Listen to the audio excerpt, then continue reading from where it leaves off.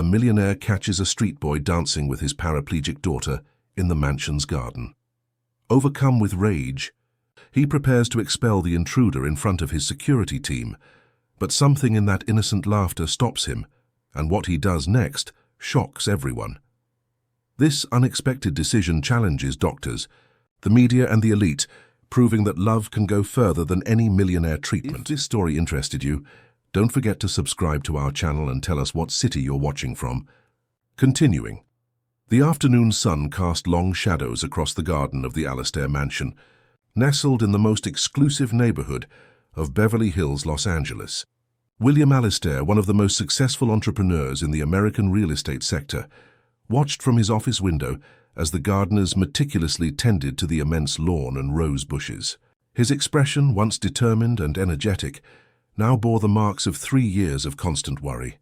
The silence within that 12,000-square-foot mansion was almost palpable. Even with 20 employees working daily, the absence of laughter and life echoed through the hallways. Since the accident, nothing had been the same. William ran his fingers through his hair, now flecked with grey strands that didn't suit his 42 years of age. "Mr. Alastair, Louisa is ready for her afternoon snack." The voice of Helen, the housekeeper who had worked for the family for over 15 years, interrupted his thoughts. "Thank you. Helen, tell Louisa I'll be there in 5 minutes." Helen, a middle-aged woman with an always erect posture and an impeccable bun, hesitated at the door. "Sir, if I may." The young lady spent the entire morning looking out at the garden again. "Perhaps a drive through the city this weekend?" William raised his hand in a gesture that cut off the suggestion. "We've already discussed this." The doctors were clear about the need to minimize excessive stimuli. "Yes, sir." Helen nodded and withdrew, but William knew that expression of silent disagreement well. Upstairs, the hallway leading to Louisa's room was decorated with photographs of the girl. In each image, a story from before. Louisa at 5 on the beach, at 7 riding a horse, at 9 dancing ballet. The last photograph was from 3 years ago, days before the accident in the swimming pool of their summer house in Malibu, California, which had left his only daughter paraplegic. Louisa, now 12 years old, sat in her motorized wheelchair at the snack table. Her light brown hair was perfectly styled in a side braid, and she wore a light blue dress that matched her eyes. To any unsuspecting observer, she might have looked like a porcelain doll, beautiful, immaculate, and motionless. "Good afternoon, Princess." William approached and kissed her forehead. "How was your lesson with Professor Mariana today?" "Normal," Louisa replied without enthusiasm, her eyes still fixed on the large window overlooking the garden. William sat beside her and tried to follow her gaze. "What are you seeing out there that's so interesting?" "Nothing, Dad, it's just the world." Her voice was almost a whisper. The snack continued in silence. William tried several times to start a conversation about the books Louisa was reading, about the new aquarium he had installed in her room, about the possibility of traveling to consult a new specialist. But her answers remained monosyllabic, distant. After half an hour, he excused himself. "I have a video conference in 10 minutes, Princess. I promise we'll have dinner together tonight." Louisa merely nodded, without taking her eyes off the window. Back in his office, William found his assistant, Richard, organizing documents on his desk. "The contracts for the Miami development have arrived for your signature," Richard said, adjusting his glasses. "And Dr. Paul called to confirm Louisa's appointment next week." William nodded, not really paying attention. His mind was divided between the businesses he had built with such effort over 2 decades and his daughter, who seemed increasingly distant, despite all the treatments, therapies, and specialists consulted. "Richard, you have children, don't you?" he suddenly asked. The assistant, surprised by the personal question from his normally reserved boss, replied, "Yes, sir. 2 boys, 8 and 10 years old." "And are they happy?" Richard hesitated, confused by the question. "I believe so, sir. They're normal children. They fight amongst themselves, but overall they're happy." William mumbled something inaudible and dismissed his assistant. He was left alone, contemplating a photograph on his desk. Himself, his late wife Caroline, and baby Louisa. The life he had planned, the family he had dreamed of building, had all been cruelly reshaped by fate. The video conference began, but William couldn't concentrate. Automatic responses and mechanical nods guided him through the 30 minutes of the meeting. When it finally ended, he found himself once again at the window observing the garden. It was then that an unusual movement caught his attention. Near the back wall, where a small opening for irrigation system maintenance had been temporarily left by the gardeners, William saw a boy. He couldn't have been more than 13, wore simple, worn clothes, and had apparently found a way to enter the property. His first instinct was to call security, but something stopped him. The boy wasn't stealing anything. He wasn't approaching the house. In fact, he seemed to be dancing. Yes, that was it. Energetic movements, mixing hip-hop steps with something that looked like capoeira. The boy danced with disconcerting freedom, as if there were no cameras, walls, or security guards. And then, William heard something he hadn't heard in a long time. Louisa's laughter. Turning quickly, he saw his daughter on her bedroom balcony, her wheelchair positioned so she could observe the garden.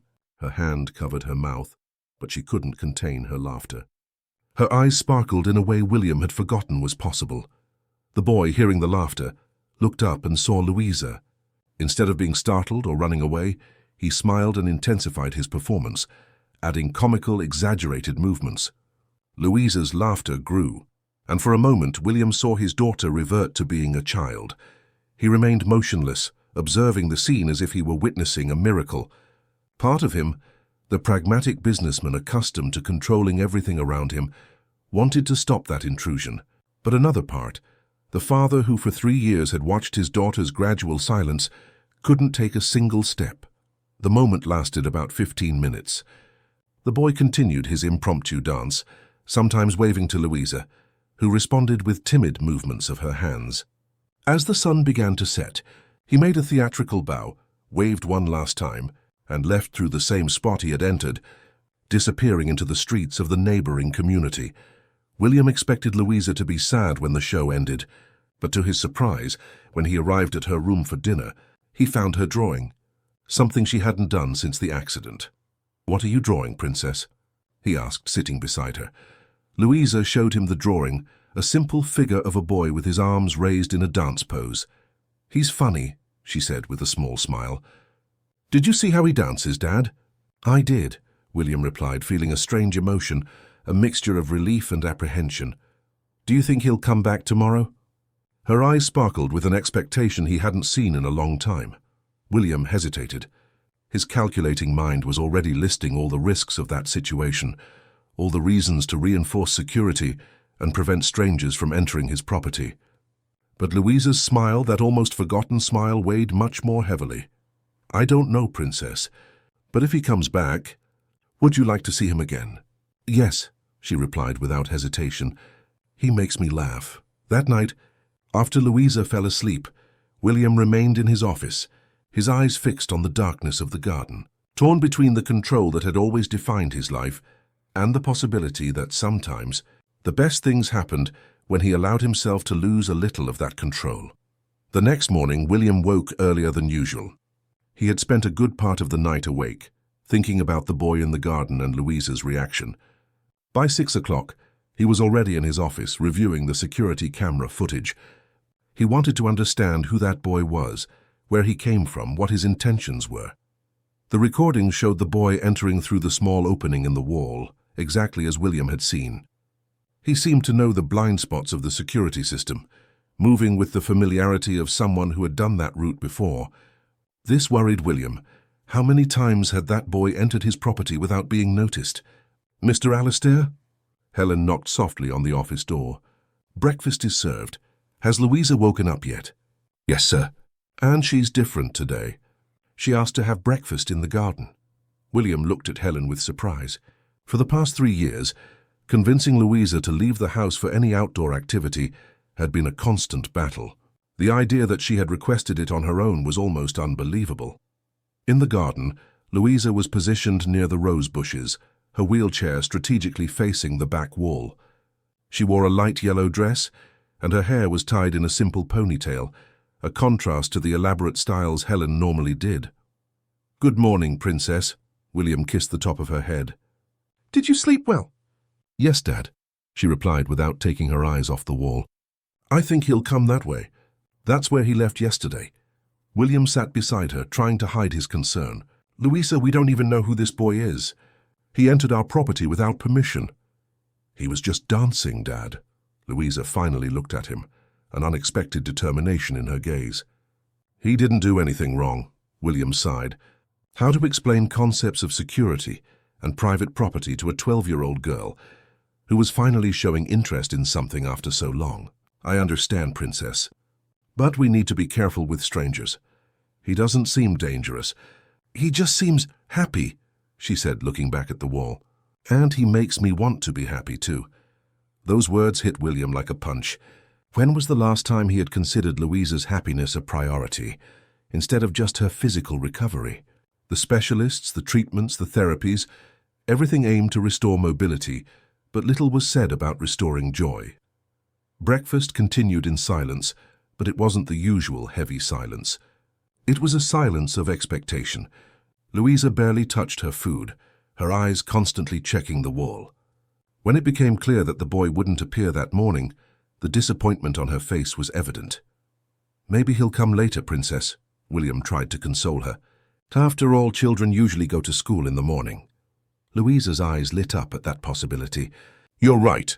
Can we have lunch here too? William agreed, unable to deny anything that brought that sparkle to his daughter's eyes. During his meeting with his managers that morning, William found himself constantly checking his watch. When lunchtime approached, he apologized and ended the meeting early. Something unprecedented in his career. Upon returning home, he found Louisa already positioned in the garden, this time with a book on her lap that she pretended to read, while her eyes remained vigilant. Lunch was served, and again there was no sign of the boy. The disappointment was now visible not only in Louisa, but also in William, who was surprised to realize how much he himself had been hoping for the boy's appearance.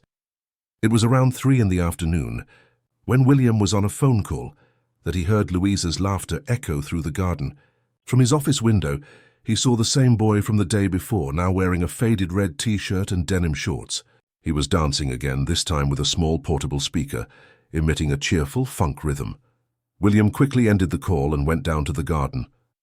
He hid partially behind a column, observing the interaction. The boy had approached closer to the house today, dancing just a few feet from where Louisa was. She clapped her hands to the rhythm of the music, laughing every time the boy made a particularly funny movement. "What's your name?" Louisa asked when the boy paused to catch his breath. "Leo," he replied with a wide smile that revealed a missing front tooth. "And you?" "Louisa. Do you like to dance, Louisa?" The question made her smile fade a little. "I used to. Before." Leo looked at the wheelchair and nodded with surprising understanding for his age. "You can dance with your hands," he said, demonstrating dance movements that involved only the upper body. "Or with your head. Or just with your eyes."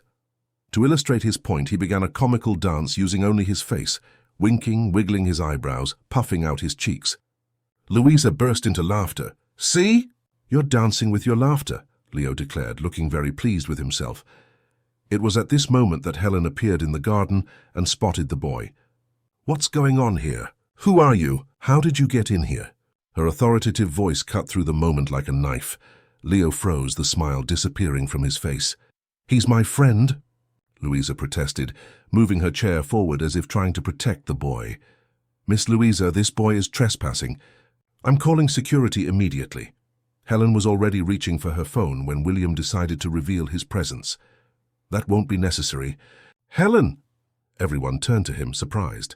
William approached slowly, his eyes fixed on Leo, who looked ready to run at any second. The boy was thin, with sun-kissed skin and poorly cut curly hair. His sneakers were worn, and one of them had a partially detached sole. "You're Leo?" "I understand." William kept his voice neutral, analyzing the boy as he would a potential business partner. "Yes, sir," the boy replied, holding his gaze with a mixture of fear and defiance. "How do you know this house? How did you find the back entrance?" Leo hesitated, glancing quickly at Louisa before answering. "My mum works nearby at the Davies house. Sometimes I come with her and wait. I saw the gardeners working on the wall a few days ago, and you decided to enter my property because the garden is beautiful, sir," Leo replied with simplicity. "And yesterday, when I saw the girl at the window, she looked sad. I thought maybe she wanted to see someone dance." William looked at Louisa, who watched the conversation with evident apprehension. "Dad, please," she pleaded. "Let him stay, just for a little while." The entrepreneur felt conflicted. His entire life had been built on rules, clear boundaries, security. Allowing this boy of unknown origin to continue coming meant breaking all those rules. But denying this request to Louisa meant extinguishing that spark of life that had returned to her eyes. "Where do you live, Leo?" William asked, to buy time while he decided. "In the Vista Heights community, sir, near the mall." William knew the community well, a small low-income community squeezed between the luxury condos of Beverly Hills, a stark contrast between wealth and poverty that characterized Los Angeles. "And do your parents know you're here?" "My mom knows I'm around, but not exactly where," he admitted. "My dad doesn't live with us." Helen, who was observing the scene with evident disapproval, intervened. "Mr. Alistair, I don't think it's prudent. Thank you." "Helen," William interrupted her, "please bring some juice and snacks for both of them." The housekeeper hesitated, visibly annoyed, but nodded and headed into the house. William turned his attention back to Leo. "You can stay today, but we need to establish some rules. First, no sneaking in. Next time, you come to the main gate and identify yourself to the security guard. Second, you can only visit when Helen or I are around. And third, I need to talk to your mother." Leo's eyes widened at this last condition. "She's going to be mad at me for coming in here without permission." "Probably," William agreed. "But if you want to keep visiting, we need to do this the right way. Do you understand?" Leo looked at Louisa, who was watching him with pleading eyes, and then nodded. "I understand, sir." "Great. Now why don't you continue showing Louisa those interesting dance moves of yours?" William suggested, unable to suppress a small smile at the expression of joy that returned to his daughter's face. As the two young people resumed their interaction, with Leo now teaching Louisa how to move her arms to the rhythm of the music, William stepped back a few paces, observing the scene with a mixture of contradictory emotions. Part of him remained alert, questioning his own decision, but another part, a part that had been dormant for a long time, felt something akin to hope. When Helen returned with the snacks, she positioned herself beside William. "Are you sure about this, sir?" she murmured, critically observing the boy who was now showing Louisa how to use the speaker. "We don't know anything about him." "Look at her, Helen," William replied, indicating Louisa with a subtle nod. "Have you seen her like this in the last 3 years? Laughing like that? Interested in anything?" Helen sighed. "No, sir, but I still think it's risky." "Life is risky," William replied, surprising himself with this philosophy that had never been part of his cautious personality. "And perhaps it's time to take some risks for her happiness." As the sun began to set, Leo said he needed to leave to meet his mother. Before leaving, he promised Louisa he would return the next day, this time through the main gate as agreed. That night during dinner, Louisa spoke more than she had in the past few months combined. She told her father how Leo had learned to dance by watching videos on his mother's phone, how he dreamed of one day participating in dance competitions, how he had made her feel that she could still dance, even if it was just with her face, with her hands, with her smile. And when William took her to bed, she did something she hadn't done since before the accident. She asked him to read her a story. As he read, he realized that something fundamental had changed in that house. An invisible barrier was beginning to fall, not only between his daughter and the outside world, but also between himself and the possibility of a life not solely defined by the tragedy they had lived. In the weeks that followed, a new routine was established at the Alistair mansion. Every afternoon, promptly at 3 o'clock, Leo would present himself at the main gate, be greeted by the security guard George, who initially viewed him with suspicion, but gradually began to greet him with a friendly nod, and would be escorted to the garden, where Louisa awaited him eagerly. The meeting with Leo's mother happened on the 3rd day. Mrs. Shirley, a 40-year-old woman with hands calloused from domestic work, appeared at the gate of the Alistair mansion, visibly nervous. William received her in his office, where she apologized profusely for her son's intrusion. "I didn't know he was entering the houses, sir. I swear on all that is sacred. I've already scolded him. And if you want to press charges, I understand, but—" "Mrs. Shirley," William interrupted her gently, "I didn't call you here to complain about your son. In fact, I wanted to thank him. The confused expression on the woman's face made William smile. He then explained Louisa's situation, how she had withdrawn after the accident, and how Leo's presence had brought back something no medical treatment had been able to, her will to live. Leo truly has that gift, Mrs. Shirley commented, relaxing a little. Since he was little, he could get a smile out of anyone. Even after his father left us, he never lost that joy. William and Mrs. Shirley reached an agreement. Leo could visit Louisa regularly, and in return, he would receive a small stipend, which William insisted was not payment, but rather assistance, so the boy could continue his studies without needing to work so early. Initially, Mrs. Shirley refused, her pride speaking louder than her need. But when William mentioned that he could include professional dance lessons as part of the agreement, she couldn't deny her son this opportunity. Thus, Leo's presence became an integral part of life in the mansion. He would arrive after school, always with some new music or dance move to show Louisa. Gradually, the garden that once served only as a setting for silent contemplation transformed into an impromptu stage. Dr. Paul, the neurologist who had been monitoring Louisa since the accident, noticed the changes during her monthly appointment. The girl who previously answered questions with disinterested monosyllables now spoke animatedly about her new friend and how he was teaching her to dance with the parts that work. "I'm seeing significant improvements in her psychological state," the doctor commented to William after the consultation, "and this can also have a positive impact on physical recovery. Neuroplasticity is influenced by the patient's emotional state. Do you think she can regain movement?" William asked, trying not to foster unrealistic hopes. "The spinal cord injury is severe, as we've discussed before," Dr. Paul replied cautiously. "But the human brain is surprising, especially in young patients. Continuing with physical therapy is fundamental. And now, with this new motivation, we may see progress that previously seemed unlikely." Excited by this possibility, William intensified Louisa's recovery program. In addition to regular physical therapy sessions, he hired an occupational therapist to work specifically on movements that could be incorporated into the dances with Leo. Amanda, the occupational therapist, quickly understood the dynamic between the two young people and incorporated playful elements into the sessions. "We'll work these muscles here," she explained to Louisa, "so you can do that shoulder movement Leo showed you." 1 month after Leo's visits began, during a particularly sunny afternoon, Helen urgently called William to the garden. When he arrived, he found Louisa sitting on the grass, something she rarely allowed as she detested being taken out of her chair, with Leo beside her. The two were laughing and Louisa was trying to imitate the hand movements the boy demonstrated.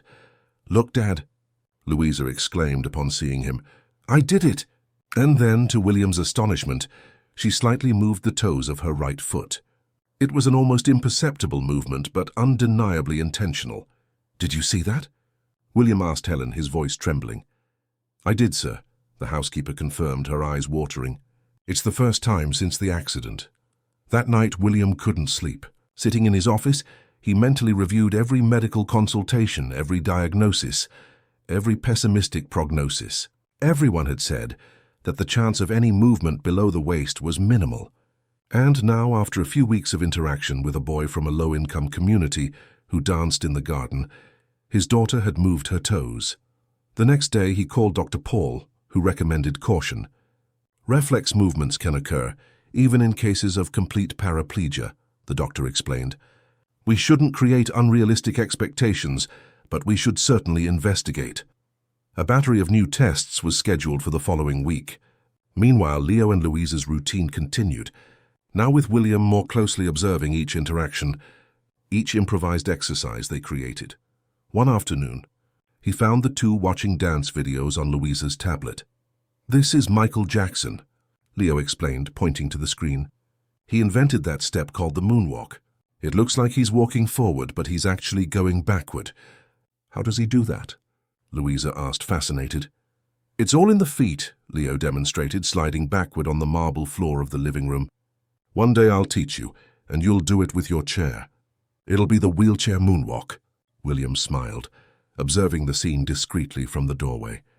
The way Leo naturally integrated Louisa's condition into their games, without pity or condescension, was something no therapist had managed to do. But not everything was rosy. At the company, William had begun to face questions about his frequent absences and apparent loss of focus. Edward Miller, his longtime partner, requested a private meeting. "Will, you know I support you in everything," Edward began, after they were alone in his office. "But investors are starting to ask questions. The Miami development is behind schedule. You cancelled 3 trips to Washington, D.C. last month, and there are rumors that you're letting a boy from a low-income community regularly frequent your home." William stiffened. "What I do in my home is my business, Edward." "Under normal circumstances, I would completely agree," Edward replied, raising his hands in a placating gesture. "But you're not just William Alistair, Louisa's father. You're the CEO of Alistair Developments, a company that deals with multi-million-dollar investments and has an image to uphold. Are you suggesting I should prevent my daughter from having the only friend who has managed to make her smile in the last 3 years? Edward sighed, adjusting his thin-rimmed glasses. "I'm suggesting you be cautious. Los Angeles is not a kind city to those who mix such different worlds. Have you thought about the headlines if a journalist discovers you're paying a boy from a low-income community to visit your daughter?" "I'm not paying him to visit her," William protested, feeling his face flush. "I'm helping with his education. It's different. For us who know the context, yes. For the outside public, for shareholders, for competitors who would love to find something to tarnish your reputation, I'm not so sure." The conversation left William disturbed for the rest of the day. He knew Edward wasn't entirely wrong. His social and professional position constantly placed him under scrutiny. But the idea of depriving Louisa of the friendship that was literally giving her back her life was unthinkable. Upon arriving home that afternoon, he found Leo and Louisa in the garden, as usual. This time, however, they were not alone. Amanda, the occupational therapist, had joined them and was adapting some therapeutic exercises to the dance steps Leo was teaching. "Mr. Alistair," Amanda called him, excited. "You need to see this." Louisa was in her chair, but now wore a special vest that kept her upright, allowing greater trunk mobility. Following Amanda's instructions and imitating Leo's movements, she managed to sway her body to the rhythm of the music, primarily using her shoulders and head. "We're creating a choreography to present at the next appointment with Dr. Paul," Amanda explained. "Leo is being an excellent dance partner and instructor." The boy smiled, clearly proud of his role. "Louisa has rhythm, you know.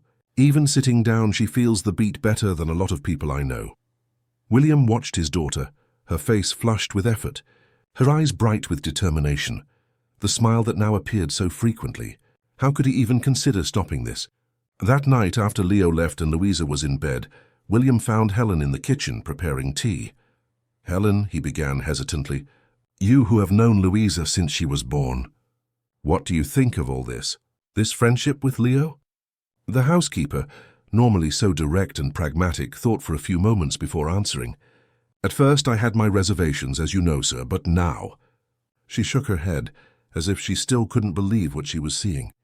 "That boy achieved in weeks what very expensive doctors couldn't in years. Edward thinks I'm taking unnecessary risks. Risks for the company, for my reputation." Helen poured the tea into 2 cups, handing one to William. "With all due respect to Mr. Edward, he didn't see what we saw. He didn't see Miss Louisa moving her toes, nor did he see her laughing until she was breathless. He didn't hear her singing in the bath this morning." "She was singing?" William asked, surprised. "Yes, sir. One of those songs Leo brought. I don't know if the rhythm is appropriate for her age." Helen frowned briefly. "But just hearing her sing again—" William nodded, perfectly understanding what Helen meant. Certain progress couldn't be measured in medical reports or physical therapy sessions.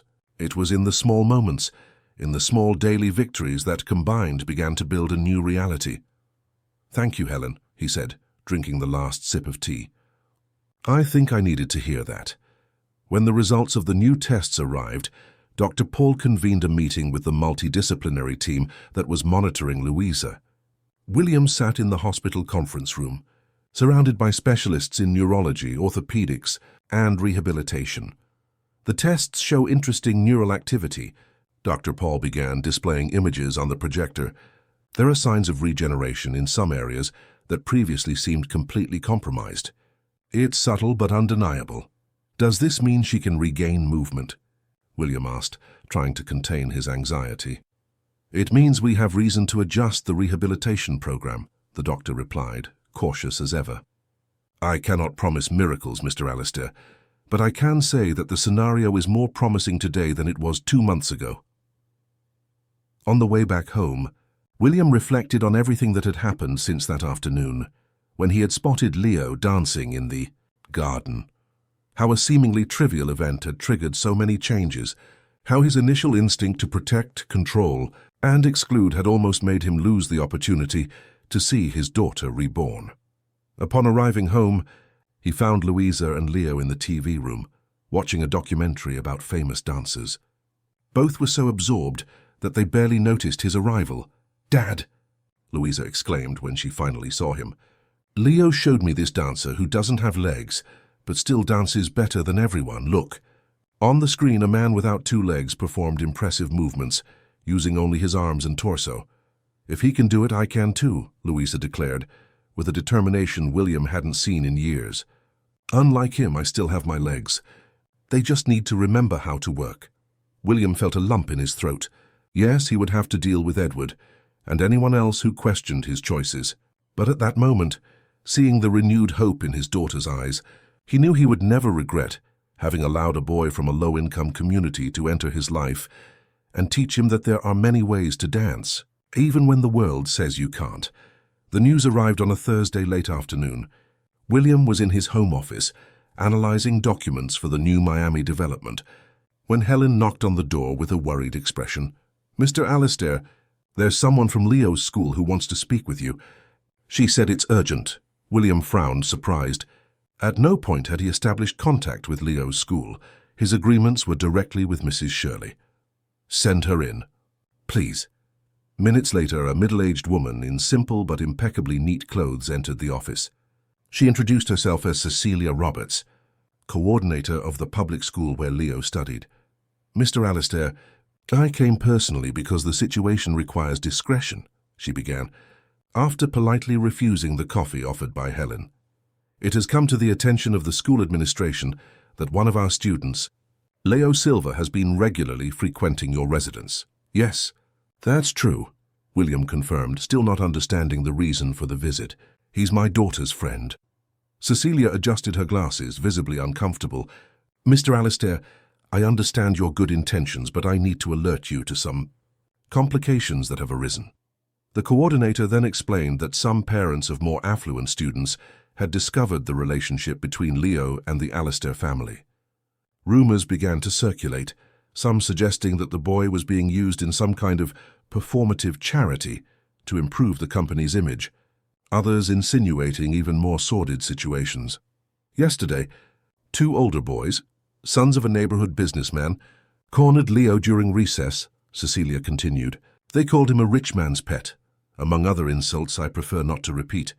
There was a fight and Leo is suspended for 3 days. William felt his blood boil. "That's absurd. That boy is helping my daughter recover from trauma that even the best doctors couldn't treat. And now he's being punished for defending himself against slander?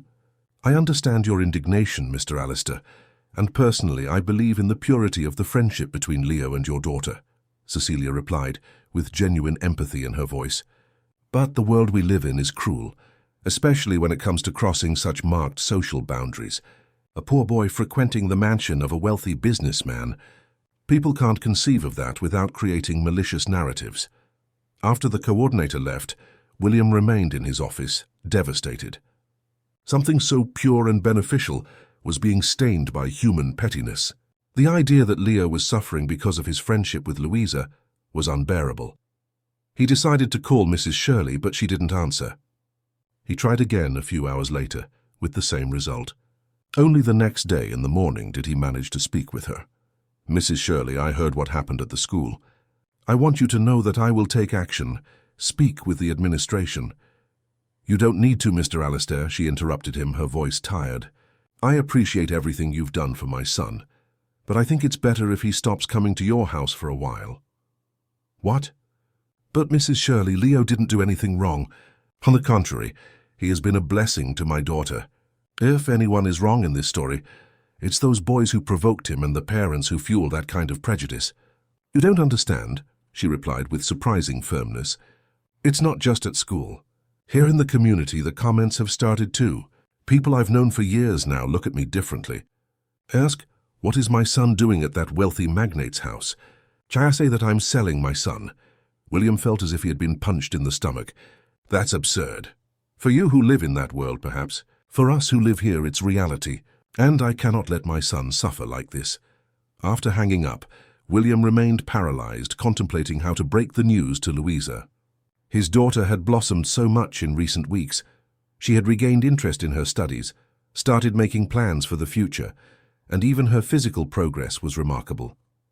How to explain to her that the friend who had brought all this transformation could no longer visit her, at least for a while? The day passed in a blur of anxiety. Louisa noticed something was wrong when Leo didn't appear at the usual time. Is he sick, Dad? She asked during dinner, after checking the clock for the 10th time. William took a deep breath. Not exactly, Princess. Leo is having some problems at school, and his mother thought it best that he didn't come for a few days. Louisa's eyes widened. What kind of problems? Is he okay? Can we help him? Some boys said ugly things to him. About coming here, about being your friend. Why? Her voice trembled, a mixture of confusion and indignation. He didn't do anything wrong. I know, Princess. But sometimes people are cruel for no reason. They see something they don't understand, like the friendship between you and Leo, and instead of rejoicing, they prefer to destroy it. Tears began to stream down Louisa's face. But Dad, he has to come back. We're rehearsing a special dance for my birthday. And I'm able to move my feet more. I want to show him. William got up and went to hug his daughter. I know, my love. I'll do my best to fix this, I promise. In the days that followed, Louisa gradually returned to her previous depressive state. She refused to go to the garden, lost interest in exercises with Amanda, and even sessions with Dr. Paul became a source of argument. I don't want to go. What difference does it make? She cried when Helen came to remind her of the scheduled appointment. I'll be in this chair forever anyway. William tried everything. He promised to take her to professional dance shows, offered to buy equipment so she could train at home, suggested finding another friend who liked to dance. But Louisa just looked at him with those eyes that seemed to say, You don't understand. It's not about dance. It's about Leo. At the end of a particularly difficult week, Dr. Paul requested a private conversation with William. The tests show a regression, the doctor informed him, without mincing words. Not just psychological, but physical too. The promising signs of neural activity we had detected are diminishing. How is that possible? William asked, stunned. Science doesn't fully understand it yet, but we know that emotional state directly affects the immune system, hormonal production, and even neuroplasticity, Dr. Paul explained. What happened to her friend? That boy who danced? William explained the situation, the malicious rumors, Mrs. Shirley's decision, Louisa's reaction. I see, the doctor nodded thoughtfully. You know, Mr. Alistair, as doctors, we are trained to consider only scientific evidence, proven treatments, established protocols. But over the years I have witnessed cases that made me question the limits of what we consider medicine. What do you mean? That perhaps the best therapy for your daughter is not in my office, nor in the state-of-the-art equipment, nor even in the medications I prescribe. Perhaps it lies in the presence of that boy who, for some reason that science cannot yet fully explain, managed to reach her when nothing else could. The conversation with Dr. Paul echoed in William's mind all the way back home. He had dedicated the last 3 years to seeking the best medical solutions for Louisa, invested fortunes in experimental treatments, consulted international specialists. And now the very doctor who led that effort was suggesting that the cure could lie in something as simple, and yet so complex, as friendship with a boy from a low-income community. Arriving home, he found Edward waiting for him. His partner rarely showed up unannounced, which indicated that the matter was serious. We need to talk, Will, Edward said as soon as they were alone in the office. Things are getting out of control. What are you talking about? Edward showed him his phone screen. It was the page of a local gossip blog with the sensationalist title, Paraplegic heiress of real estate tycoon maintains suspicious relationship with minor from community. It's just a gossip blog. William dismissed, although his stomach had clenched as he read the words. For now, Edward agreed. But I've already received 3 calls from investors asking about it. And the board wants an extraordinary meeting on Monday. To discuss what exactly? My daughter made friends with a boy who likes to dance. How did that turn into a corporate scandal? Edward sighed, taking off his glasses to rub his tired eyes. You know how it works, Will. Our company deals with government. Contracts, pension funds, conservative investors. Anything that can be distorted and turned into a scandal represents a risk. And this type of story, a poor boy regularly frequenting the home of a wealthy businessman, is ripe for malicious speculation. What do you suggest, then? That I forbid my daughter from seeing the only friend who has managed to bring some joy into her life in the last 3 years. I'm suggesting you be realistic, Edward replied, putting his glasses back on. Sometimes we have to make difficult choices for the greater good. Think about the company you've built, the employees who depend on you, the legacy you will leave. Is it worth risking all of that? After Edward left, William remained in his office until late hours. Part of him wanted to completely ignore his partner's warnings, tell the whole world to hell, and just do what was best for his daughter. But another part, the pragmatic businessman, the CEO responsible for thousands of jobs, recognized that Edward was right in his concerns. Dawn was already breaking when he made a decision. He called the head of security. Mark, as of tomorrow, no one enters the property without my express authorization. This especially includes the boy Leo Silva. If he appears at the gate, tell him I'm traveling and I don't know when I'll be back. Yes, sir, Mark replied without questioning the orders. Should I inform Miss Louisa about this decision? No, William replied, feeling an immense weight in his chest. I'll speak with her myself. But the next morning, William couldn't find the words to tell his daughter what he had decided. Instead, he invented an urgent business trip, promising to return in a few days. He left specific instructions for Helen on how to handle the situation if Leo appeared. For 3 days, staying at a downtown hotel, William immersed himself in work, trying to silence the voice of his conscience. He spoke with lawyers about possible legal actions against the gossip blog, met with press advisors to devise damage control strategies, and prepared for the board meeting on Monday. On the evening of the 3rd day, he received a call from Helen. Mr. Alastair, I'm sorry to bother you, but I thought you should know. Miss Louisa is not well. What happened? William felt his heart race. She found out about the order not to let Leo in. The boy came today, with a drawing he had made for her. When Mark sent him away, he insisted so much that there was a commotion at the gate. Miss Louisa heard it and went there in her chair. When she understood what was happening, my God. She hasn't left her room since then, sir. She hasn't eaten anything all day, and she tore up all the drawings of the choreographies she was creating. William felt as if the ground had disappeared beneath his feet.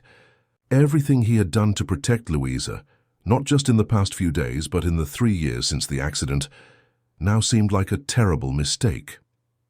In trying to control the uncontrollable, to ward off every possible danger, he had ended up causing more harm than any external threat ever could. I'm coming home now. Helen, please tell Louisa I'm on my way. On the way from the hotel to his home, William thought about everything that had happened since that afternoon, when he had spotted Leo dancing in the garden. How a seemingly insignificant moment had triggered so many changes, and how out of fear of gossip, of scandal, of losing control, he had almost destroyed the small flame of hope that had finally begun to burn again in his daughter's heart. Upon arriving home, he went straight to Louisa's room. The door was locked. Princess? It's me, Dad. Please open the door. Silence. Louisa, I know you're angry with me and you have every right to be. I made a mistake. A terrible mistake. Please let me in so we can talk. After a few minutes that seemed like an eternity, the sound of the lock being unlatched, William slowly opened the door. Louisa was in her chair, her back to him, looking out the window at the now empty garden. On the floor around her were torn pieces of paper, the drawings and notes of her choreographies. Why, Dad? She asked, without turning around. Her voice was low but firm, carrying a maturity that didn't match her 12 years. Why did you lie to me? Why did you send Leo away? William entered and sat on the edge of the bed, to be in her line of sight without forcing her to turn around. "Because I was afraid," he replied, with the honesty his daughter deserved. Afraid of what people were saying, afraid of what could happen to the company, afraid of losing control. "The only control you had was over me," Louisa replied, finally turning her chair to face him. Her eyes were red from crying, but her gaze was firm. "And now you've lost that too." The words hit William like a physical blow, because they were true. For 3 years he had transformed his care for Louisa into a form of control, controlling her doctors, her schedules, her environments, her interactions. All in the name of protection, of recovery. But in the process, he had forgotten to let her simply be a child. "You're right," he admitted, feeling tears in his own eyes. "And I am very, very sorry." The next morning, William cancelled all his appointments. The board meeting, interviews with potential partners, negotiations for the Miami development, everything would wait. For the first time in his career, he would put his daughter above business without compromise, without attempts to reconcile the two worlds. When Helen brought breakfast for Louisa, she found William already in his daughter's room, sitting beside her, showing her something on his tablet. "Good morning," the housekeeper greeted, surprised by the unusual scene. "I see you're up early today." "We have plans, Helen," William replied with an energy she hadn't seen in a long time. "Big plans." Louisa, though still visibly hurt, seemed more animated than the day before. Her eyes were fixed on the tablet screen, where a dance video was displayed. "What are you watching?" Helen asked, placing the tray on the table. "Leo sent us this video," Louisa explained. "It's an adaptive dance competition." "Look, Helen, that lady also uses a wheelchair." Helen approached to see better. In the video, a young woman in a wheelchair danced in sync with a non-disabled partner, performing elaborate movements that incorporated the chair as part of the choreography. "It's impressive," Helen commented, genuinely admired. "And are you going to watch this competition?" "Better," William replied with a smile that mixed determination and a little nervousness. "We're going to participate in it." During breakfast, father and daughter explained the plan to Helen. Leo had sent the video of an adaptive dance competition that would take place 3 weeks from then at the Los Angeles Cultural Center. Registrations were still open, and any duo where at least one participant had reduced mobility could sign up. "But Miss Louisa," Helen asked, worried, "do you think you'll be able to prepare a choreography in such a short time? And would Dr. Paul approve of this?" "I already spoke with Dr. Paul this morning," William interjected. "He thinks that with proper care and some adaptations, participation will not only be safe, but potentially beneficial for Louisa's treatment."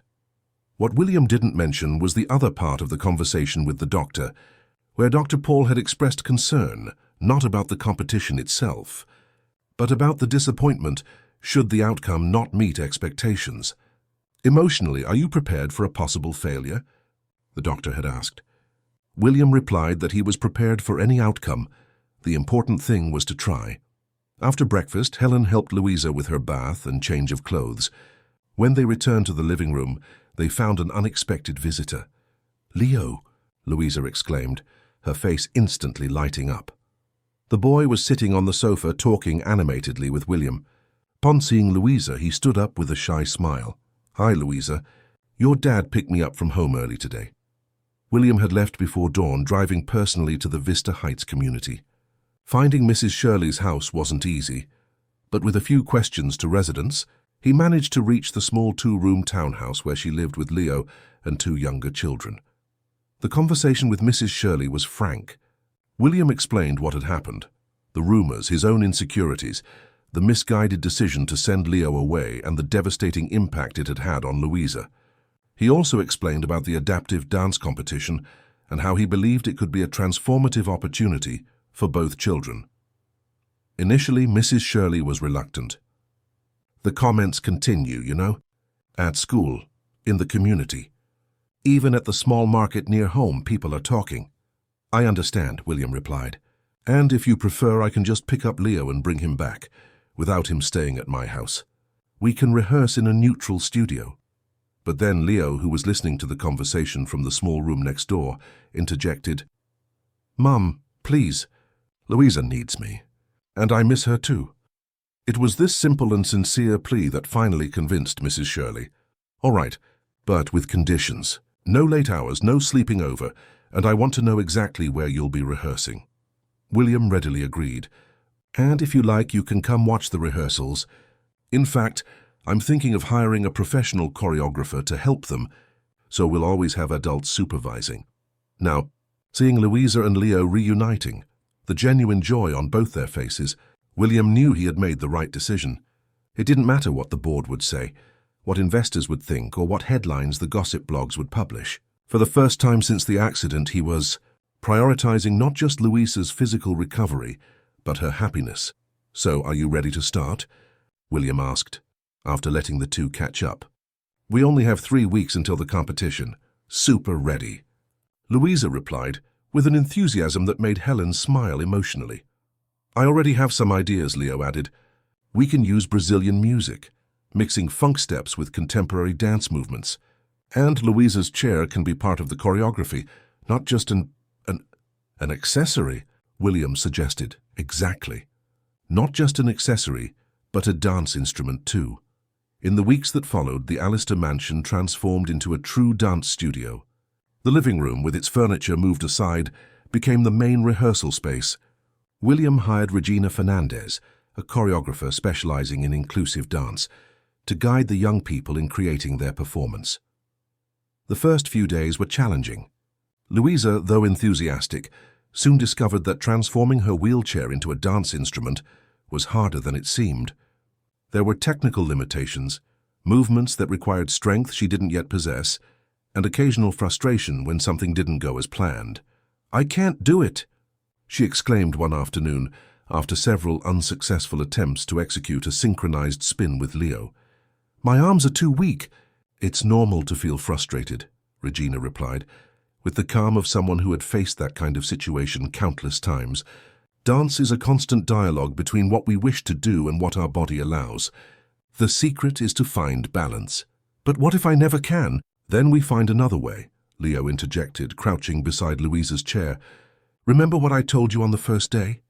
We dance with what we have. If you can't spin like this, we'll spin another way." Gradually, the choreography took shape. Regina, impressed by Leo's natural creativity and Louisa's determination, allowed the children themselves to contribute significantly to the creation of the movements. The result was a unique blend of urban dance techniques with elements of contemporary dance, all adapted to organically incorporate the wheelchair. The chosen music was an original composition created by a friend of Regina's, mixing traditional Brazilian rhythms with modern beats. The lyrics, simple but powerful, spoke of breaking barriers and finding freedom through movement. During this period, William practically abandoned his office. He worked from home, often interrupting virtual meetings to watch some progress in the rehearsal. Edward called daily, increasingly concerned about the rumors that continued to circulate and the approaching board meeting, which William had rescheduled for after the competition. "You're throwing everything away." "Will," Edward warned in one of those calls. "Years of work, billions in investments, all because of a dance performance." "No, Edward," William replied with a tranquility that surprised even himself. "I'm finally understanding what truly matters. If the board can't see that, maybe I'm in the wrong place." With 1 week left until the competition, something unexpected happened. During a particularly intense rehearsal, when Leo and Louisa were practicing a sequence where he danced around the chair while she performed synchronized arm movements, Regina noticed something. "Louisa, you just moved your left foot." The room fell silent. Louisa looked down confused. "I didn't feel anything." "Try again," the choreographer encouraged. "When Leo makes that movement here, it seems like you instinctively try to follow him." They repeated the sequence, all eyes fixed on Louisa's feet. And indeed, there was a slight movement in her left foot, almost imperceptible but definitely intentional. "See?" Leo exclaimed, enthusiastic. "I told you you'd really dance one day." William, who was observing from the corner of the room, felt a lump in his throat. He called Dr. Paul immediately. The doctor arrived in less than an hour, clearly intrigued by William's urgent tone on the phone. After observing Louisa repeat the movement several times and performing some basic sensitivity tests, Dr. Paul confirmed what everyone already suspected: there was neurological recovery underway. This is consistent with the signs we detected in the last exams, before the break in Leo's visits, the doctor explained, carefully choosing his words. What we are seeing is neural plasticity in action. The brain is finding new pathways to send signals to the muscles. Does this mean she'll walk again? William asked, trying to contain the hope in his voice. Dr. Paul looked at Louisa, who awaited the answer with wide eyes, and opted for honesty. I cannot promise that. The path of neurological recovery is unpredictable. But what I see today is more progress than I considered possible 3 months ago. And, frankly, I have learned not to underestimate the power of this young woman's determination and the positive influence of her dance partner. After the doctor left, the atmosphere in the rehearsals changed. There was now an additional element of hope, but also a silent pressure. Louisa began to force her foot movements, sometimes sacrificing the fluidity of the choreography to try to produce those small signs of recovery. It was Regina who finally addressed the issue. Louisa, I understand your excitement, but remember, this performance is not about showing how much you can move your legs. It's about dancing with everything you have exactly as you are today. But what if it's my only chance? What if after the competition my feet stop responding again? Then we'll have other competitions, other stages, other dances, Leo replied, with a wisdom that seemed disproportionate to his age. The important thing is that we dance together now. On the eve of the competition, Regina organized a general rehearsal in the living room. Helen prepared special snacks, and William invited Dr. Paul and his team to watch. Even Mrs. Shirley, who had attended some rehearsals but always kept a respectful distance, sat on the sofa, visibly nervous and proud. The performance was perfect. Louisa, wearing a blue dress specially adapted to facilitate her movements, and Leo, in a shirt of the same color, moved in perfect synchronicity. The choreography highlighted both their abilities, Leo's acrobatic movements, Louisa's expressive arms and torso, and the way the wheelchair became an extension of the dance, almost a third participant. When the music ended, everyone present gave a standing ovation. Mrs. Shirley cried silently, while Dr. Paul shook his head in astonishment. Helen, always so composed, had to leave the room to hide her tears. Are you ready for tomorrow? William asked, crouching between the two young dancers. I'm nervous, Louisa admitted. What if I make a mistake? What if I freeze halfway through? Then I'll improvise, Leo replied with his confident smile. Remember what Regina always says? The best dance happens when something goes wrong, and we need to find another way in the moment. That night, after everyone had left, William found Louisa in her room, still awake, staring at the ceiling. Can't sleep, Princess? I'm thinking, Dad. About what? Louisa turned to him, her eyes reflecting the soft light of the bedside lamp. About how everything changed since Leo appeared. About how I was before, sad all the time, without hope. And how now, even if I never leave this chair, I feel alive. William sat on the edge of the bed and took his daughter's hand. You know what I've learned in these past few weeks, Louisa? That sometimes the most powerful cures don't come in the form of medicines or surgeries. They come in the form of friendship, of music, of dance. And of freedom, she added, surprising him. Freedom to try, to make mistakes, to be myself, even in this chair. The next day, the Los Angeles Cultural Center was packed. The adaptive dance competition had attracted participants from all over the country, and the audience was a mix of family members, dance professionals, and curious onlookers. Backstage, Louisa and Leo awaited their turn. They were second to last to perform, which meant they could watch most of the other performances, some impressive, performed by dancers with years of experience in adaptive dance. We don't stand a chance, Louisa murmured, after seeing a particularly talented duo leave the stage to enthusiastic applause. We're not here to win, Leo replied, adjusting his shirt collar. We're here to dance our story. When the moment finally arrived, Regina helped position Louisa's chair center stage. The lights dimmed, leaving only a soft spotlight illuminating the young woman. The audience fell into an expectant silence. The music began, soft at first, just a plucked guitar, establishing the melody. Louisa began the choreography alone, with fluid arm movements, creating shapes in the air like small waves. Then, as the stronger beat came in, Leo emerged from the shadows, gliding across the stage with his characteristic energy. What happened in the next 3 minutes would be etched in the memory of everyone present. The performance transcended the simple technical execution of rehearsed steps. It became a visual conversation, a dialogue between two young people who had found in each other something the world had tried to deny them: the possibility of overcoming limitations, of crossing social barriers, of simply being. At the climax of the performance, as the music reached its most intense point, the unexpected happened. During a movement in which Leo spun Louisa's chair, she reached out her hand to him and, propelled by the emotion of the moment, managed to partially stand, supported by him, remaining upright for a few crucial seconds before returning to her chair. The audience collectively held its breath, then erupted in applause. Not even Regina, who was watching from the wings, knew they had planned that moment, because they hadn't. It was an impulse, a small and precious miracle, born of the absolute trust between the two.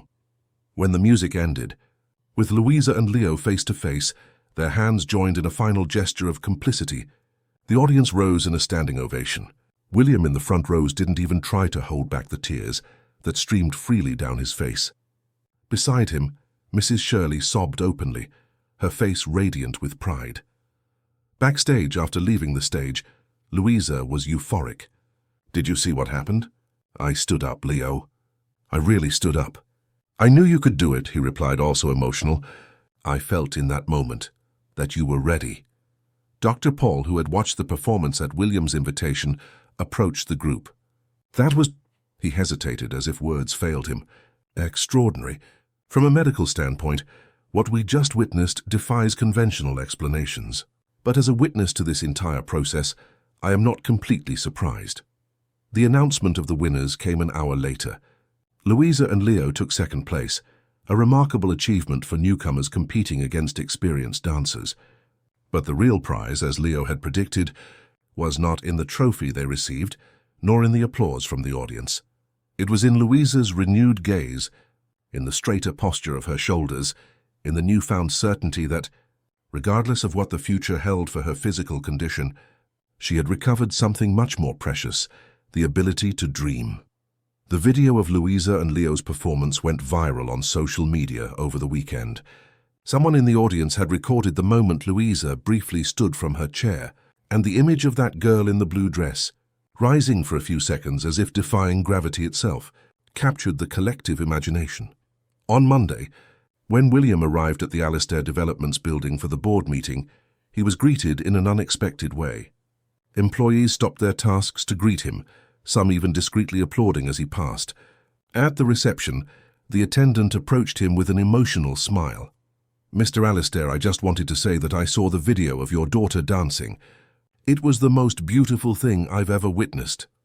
In the elevator, one of the financial directors commented, "My wife couldn't stop crying watching Louisa's performance. She wants to know if we can make a donation to an institution that works with adaptive dance." When he finally arrived at the boardroom, William was mentally prepared to face criticism, questions about his management, perhaps even a vote of no confidence. Instead, he found the board members watching the video of the performance on a large screen. "William," exclaimed Rebecca Marshall, the chairwoman of the board, a 60-year-old woman known for her ruthless pragmatism, "we were just commenting on your daughter." What an extraordinary performance. Disconcerted, William sat in his usual place. Edward, beside him, seemed equally surprised by the warm reception. "I confess I don't understand," William commented, after the initial praises subsided. "I thought this meeting would be to discuss the rumors and possible damage to the company's image." Rebecca exchanged glances with the other board members before replying, "Indeed, that was the original agenda." "We were concerned, William. The insinuations circulating, the nature of the relationship between your daughter and that boy from the community. You must admit that from a corporate perspective, it seemed like a potential problem." "But then," continued Charles Dawson, the longest-serving board member, "we saw the video. We saw your daughter dancing. We saw that moment when she stood up, and we understood that we were completely mistaken." "What we are witnessing," Rebecca completed, "is not a scandal, but a story of overcoming adversity. A story that, ironically, is bringing more positive visibility to the company than any marketing campaign ever has." Edward cleared his throat, nervously adjusting his tie. But we still need to consider the possible risks of— Edward, Rebecca interrupted firmly. Sometimes the best corporate strategy is simply to do the right thing. And supporting a child's recovery, regardless of social context, is unequivocally the right thing to do. The meeting proceeded, but not to discuss the previous fears. Instead, the board proposed the creation of a foundation, linked to the company, to support inclusion projects through art. William was invited to lead the initiative, using Louisa and Leo's story as inspiration. At the end of the meeting, Edward approached William. "I need to admit I was wrong," he said with unusual humility. "I thought you were risking everything for sentimentalism. Now I see that you were just being an extraordinary father." William smiled without resentment. "You were doing your job, protecting the company's interests. I would also be concerned if I were in your shoes." "And what about the rumors? The gossip?" "People will always talk," William shrugged. "But now, at least, they have something genuinely inspiring to comment on." In the weeks that followed, the routine at the Alastair mansion transformed completely. The garden, once a space for silent contemplation, became a stage for constant activities. Louisa, encouraged by her success in the competition, dedicated herself with renewed enthusiasm to physical therapy and strengthening exercises. Dr. Paul completely adjusted the treatment plan. "What we are seeing here is a rare case, but not unprecedented," he explained during a consultation. "Some patients with spinal cord injuries similar to Louisa's exhibit what we call incomplete recovery, a condition where, despite an initial diagnosis of complete paraplegia, they eventually recover some degree of movement or sensation." "And did this happen because of the dance?" William asked. "Not just because of the dance itself," the doctor replied, "but by the combination of factors: regular physical engagement, a positive emotional state, intrinsic motivation, significant social connection. All of this creates ideal conditions for the nervous system to find new pathways." Leo continued to visit regularly, now without any pretext or justification needed. He simply became part of the family. Mrs. Shirley, initially hesitant, also began to frequent the mansion, especially on Sundays, when William instituted informal lunches in the garden.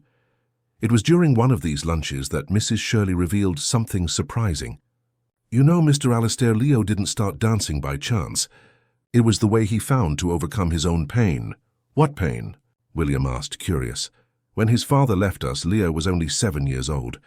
He stopped talking, playing. He would just huddle in the corner of his room. The doctors at the local clinic said it was childhood depression." She sighed, recalling that difficult time. "One day, a neighbor who worked cleaning a dance studio downtown took him along. Leo spent the whole day watching the classes. When they returned home, he started imitating the movements he had seen. The following week, he was talking again."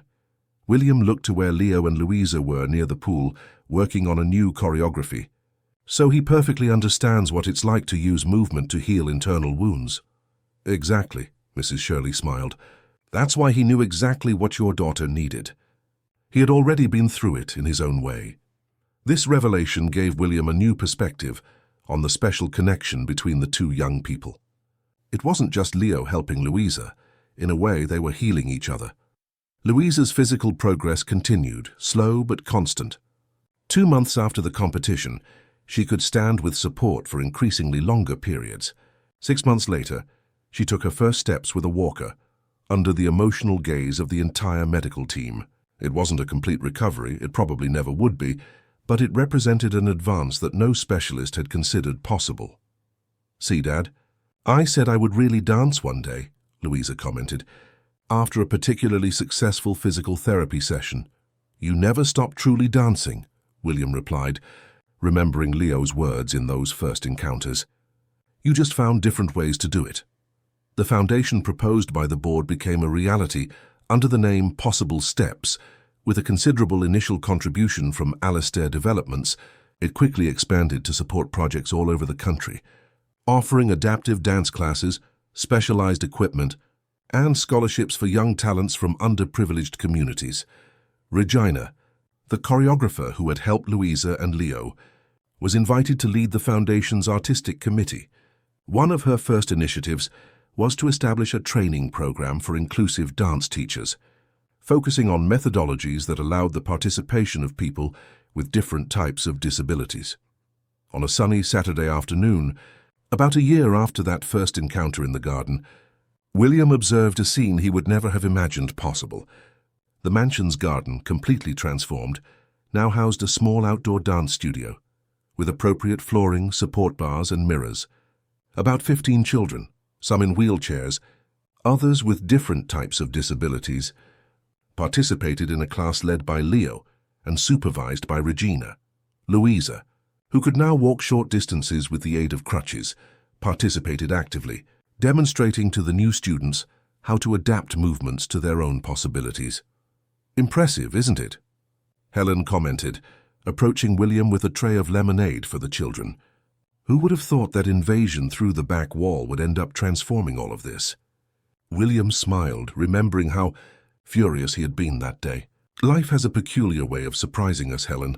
Sometimes the best things happen when we lose control."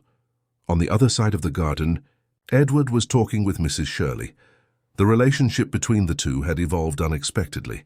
Initially, the businessman had approached her merely out of courtesy, but they soon discovered common interests. Both were passionate about classic Brazilian music and Brazilian regional cuisine. In recent months, Edward had become a constant presence at Sunday lunches, always bringing some rare vinyl record or special ingredient for the kitchen. Dr. Paul was also present, talking animatedly with other health professionals who came to observe the Foundation's program. Louisa's case had become the subject of studies and scientific articles, opening new possibilities for the treatment of similar spinal cord injuries. "Dad," Louisa called, waving from the center of the circle of children. "Come dance with us." William hesitated. He had never been much for physical activities, much less dancing. His life had always been guided by formality, control, and precision in business. "Go on, sir," Helen encouraged with a mischievous smile. "Take advantage of the fact that no one here expects you to be a great dancer. The important thing is to participate." Taking a deep breath, William walked over to the group. Leo immediately included him in the activity, a simple exercise where each person created a movement and the others imitated it. "You just need to do something you can do and that makes you happy," the boy explained, demonstrating a simple arm movement. Looking around at that circle of children with such different stories and bodies, each finding their own form of expression, William felt something dissolve within him, that last barrier of formality, of detachment, of fear of looking ridiculous. When it was his turn, he simply raised his arms and spun, clumsy but sincere, eliciting enthusiastic laughter and applause from the group. Louisa, watching him with bright eyes, approached and whispered, "See, Dad, everyone can dance. You just have to find your own way."